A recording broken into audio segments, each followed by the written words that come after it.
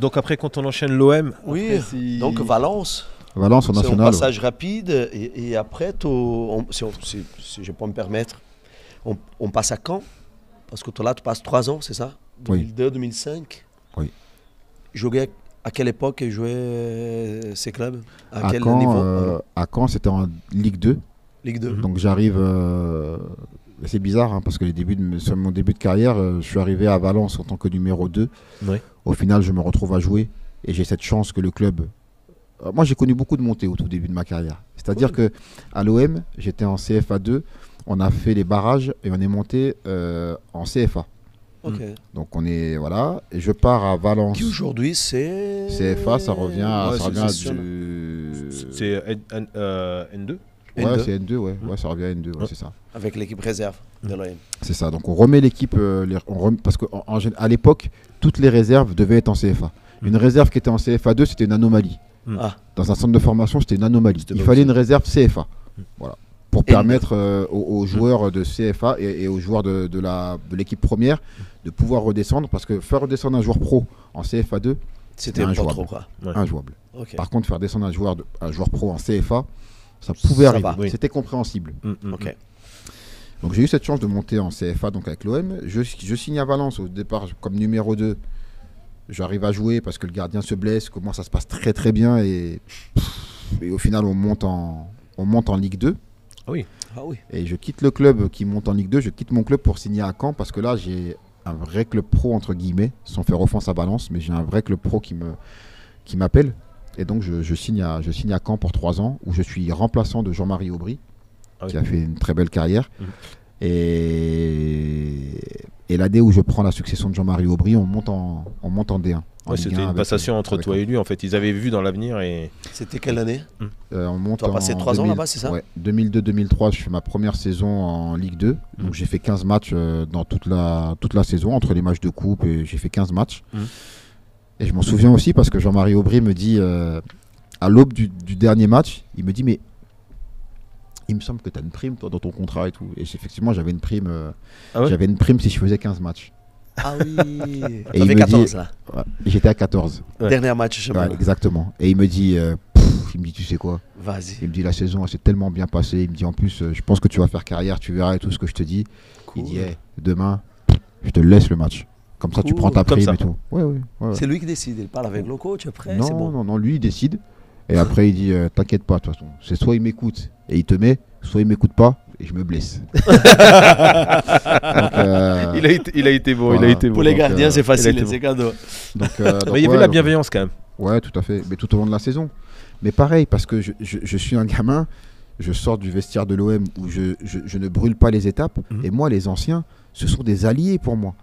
Ouais, t'as sont toujours pas été des, humble. Ce sont pas des gens que je veux abattre, ce sont Ouais. des alliés. Ouais. Moi, Jean-Marie, je voulais qu'il me transmette certaines choses que je n'avais pas. Mhm. Il avait une appréhension des matchs où il était toujours très détendu. Moi, j'étais plutôt tendu.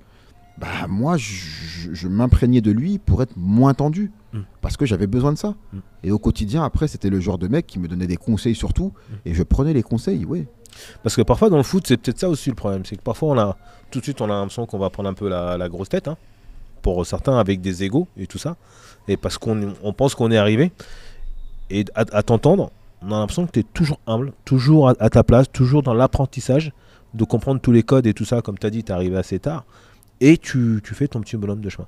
Et ça se traduit par, à mon avis, la passation que tu as avec Jean-Marie. avec Jean-Marie. Ouais, non, mais tout à fait. Je pense. En tout cas, c'est comme ça que j'ai voulu. C'est comme ça que je l'entendais pas autrement. Ouais. Ma famille est comme ça. Je pense que ce sont les valeurs aussi que m'ont transmises Ouais, mes c'est ta parents. personnalité. Ouais, ouais. Et on n'est pas dans le paraître.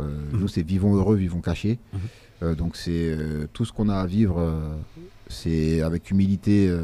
Et après, entre nous, on peut profiter, entre guillemets, lâcher. Mais être humble, ça a ses limites aussi. Parce qu'à un moment donné, c'est avoir peut-être du mal à se mettre en avant. C'est ça. Et c'est quelque chose qui m'a souvent été reproché. Mais je ne le concevais pas différemment. Donc, tu joues le 15e match. 15e match. Et donc, Touche ta prime. je touche ma prime. Et l'année d'après, donc je rentre dans la peau d'un titulaire en Ligue 2. Ok. Parce qu'on me lance l'année d'après, parce que Jean-Marie va arrêter sa carrière là. Donc moi, on me lance pour être numéro 1 en Ligue 2. Ça, c'est très important parce Oui. qu'un club comme Caen, c'est pas qu'ils vont chercher C'était un le- autre c'était le gardien. projet, c'était le projet et font ils ont respecté confiance. leur parole. Voilà, c'est très bien ça. Et on monte en Ligue 1 à la fin de cette saison-là où je fais ma première saison en tant que titulaire. On monte en D1. Le club n'avait pas connu la Ligue 1 depuis, ça faisait au moins entre 7 et 9 ans, je crois. Ah oui. Ça Donc, passe forcément pour le gardien. Cette réussite. J'étais Ah oui. content parce que cette année-là, ça passe- il ça me passait par semble, toi.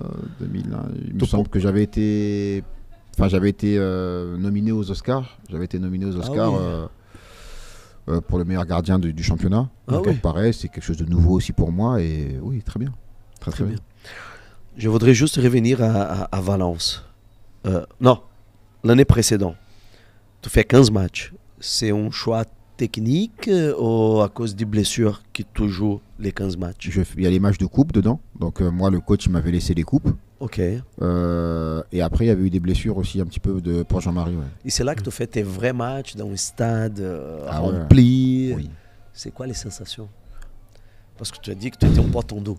Et là, Oui. quand tu fais ton première, et Non, on mais prend ces j'ai- 15-là, le j'ai- première, c'était ah. comment? C'était dur? J'ai toujours eu une forme de tension en rentrant sur un terrain. Toute ma vie, ça m'a suivi. Ça t'aidait ou c'était... Non. Ça m'a pas toujours aidé. Ça m'a Mm. pas toujours aidé. Il y a des moments où ça m'a aidé. Mhm. Il y a des moments où ça m'a plus desservi. Mais si je reprends ma carrière, je pense que ça m'a plus desservi que ça m'a aidé. Parce qu'il y a certains qui cette stress et se transforment en quelque chose de positif. Non? Le mec Moi, est très quasiment, attentif. ça c'est quelque très- chose que j'ai jamais dit à personne. Mhm. Et pour l'anecdote, c'est quelque chose Ici, que tu j'ai... peux pas dire, hein, Steve. Oui, je sais. Je sais, on est entre nous. On est que tous les trois. Voilà. Ouais, bien sûr. 4 Ouais. avec Ryan. Ouais. Vas-y, l'anecdote. Ouais. Mais j'ai ma fille qui joue au foot, Mhm. et qui est gardienne de but aussi, et qui se met aussi beaucoup de pression avant les matchs. Ah oui, avec le papa, tu imagines. Mais c'est ça, mais c'est ce que j'ai été obligé de lui révéler. C'est que je lui ai dit, écoute, moi, quand je jouais, même professionnel, C'était comme ça. j'ai dit, et avant les matchs, parce qu'il y a eu un match où elle était vraiment pas bien, elle a vomi. Et je lui ai dit, mais tu Ah sais, oui. moi, je vomissais avant tous les matchs. Ah oui, Avant tous les matchs. c'est incroyable. ça. Personne ne l'a jamais su, personne machin, je faisais mon truc, machin et tout. Mais avant tous les matchs. Ça s'est un peu régulé lorsqu'il y a eu la naissance de mon fils. La naissance de mon fils, donc mon premier enfant, j'avais 25 ans, donc j'étais à Caen, c'était sur ma fin à Caen. Mhm. Ça s'est un petit peu régulé, mais j'ai toujours eu la pression quand même. Toujours. Toujours. Est-ce que si tu avais eu un préparateur mental qu'il n'y a pas aujourd'hui, hein, est-ce que c'est quelque chose qui t'aurait aidé? Après, on Bah, parle avec Messi. Hein. Forcément, je pense. Avec ce qui se fait aujourd'hui, étant donné que c'est un sujet que tu connais bien en plus, c'est pour ça que je t'interpelle. Et c'est peut-être pour ça. Ça Et ça c'est pouvait peut-être- pas être et c'est pire. peut-être ce Donc qui je me m'a- dis, c'est t'as peut-être- une c'est bonne peut-être ce qui m'a transition. amené- Mais Ouais. c'est peut-être ce qui m'a amené aussi à aujourd'hui me tourner vers le mental, que ce soit dans le monde du travail au sens large du terme, que ce soit dans le monde du sport ou dans le monde de l'entreprise. C'est certainement ce qui m'a aussi amené à ça. Qui mieux que toi qui peut en Bah, parler en fait. Par rapport à mon expérience personnelle, ouais, parce que Mhm. je pense effectivement que à certains moments de ma vie et de ma carrière, je pense que ça aurait été d'une grande aide pour moi pour me permettre de m'autoriser Mhm. à être où j'étais. Et c'est pour ça que je dis que l'humilité a ses limites. C'est qu'à un moment donné, malheureusement, inconsciemment, tu estimes ne pas être légitime à vivre ce que tu vis. Oui. Tu estimes ne pas être légitime à être élu meilleur gardien de Ligue 2 à un moment donné de ta vie. Tu estimes ne pas être légitime à gagner autant d'argent pour jouer au foot. Mais alors que c'est une bêtise en soi, parce qu'il y a quand même un investissement et un travail derrière. C'est ça. Mais s'autoriser à, Mhm. se sentir légitime à vivre ça, Mhm. c'est pas quelque chose qui se fait comme ça. Donc il y a des choses qu'on pourrait plus extérioriser, entre guillemets. Bien C'est ce que sûr. tu es en train de dire. C'est que quelque part, si tu avais été accompagné, comme ce Ouais. qu'il y a aujourd'hui, je pense que ça t'aurait permis aussi de plus libérer tes émotions, plus vivre ce que tu es en train de vivre, parce que vu que tout était à l'intérieur, Ouais. tu l'as pas vécu pleinement. Ouais, c'est clair. Mais tout dépend de quelle façon on arrive à faire sortir tout ça. Parce que dans le fonctionnement du cerveau, on est tous, alors on a des similitudes, mais on est singuliers Mhm. dans le fonctionnement. Mhm. Il y a des, comment on appelle ça? Il y a des leviers qui vont être actifs pour moi, Mhm. qui chez toi vont être complètement passifs. Mm, mm, mm. Et moi, je fonctionnais beaucoup à l'affectif. Moi, les meilleurs matchs que j'ai fait dans ma vie, c'est pas compliqué, hein. C'est lorsque l'entraîneur il est venu, il m'a tapé sur l'épaule. Et je l'ai identifié qu'à la fin de ma carrière, ça. Mais lorsque l'entraîneur me tapait sur l'épaule pour extraire, ah Steve, là, confiance en toi et tout. Un jour, lorsqu'on fait le match pour la montée avec Valence, qu'on doit monter, c'est le match qu'il faut absolument gagner.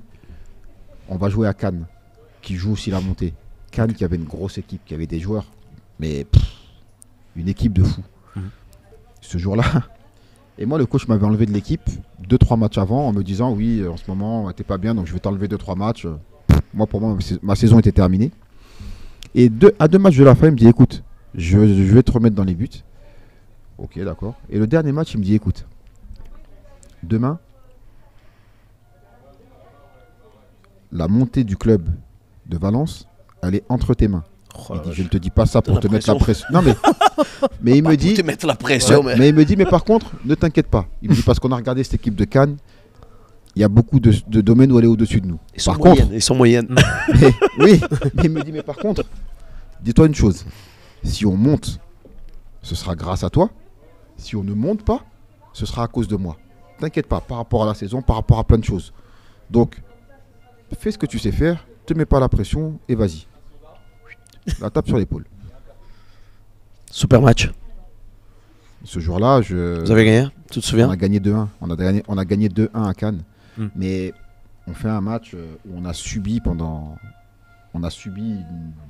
un bon quart d'heure. Il y a eu 2-3 ballons en première mi-temps que j'ai la chance de sortir et ça m'a lancé dans le match en fait. Et donc on mène 1-0. Cannes arrive à égaliser.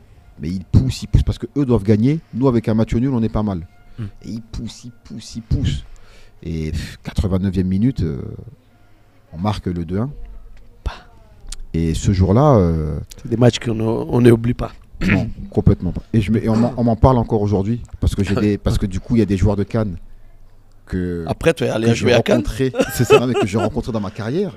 Qui avait changé de club et qui revient toujours dans ces matchs-là. Toujours reparler de ce match-là. Et ma fille, pour la petite histoire, ma fille a signé à Valence. Elle est à Valence actuellement. À suivre vraiment ton parcours, quoi. Elle est à Valence et à Valence, on m'a reparlé de ce match-là. Incroyable. Des personnes qui avaient connu ça m'ont reparlé de ce match-là.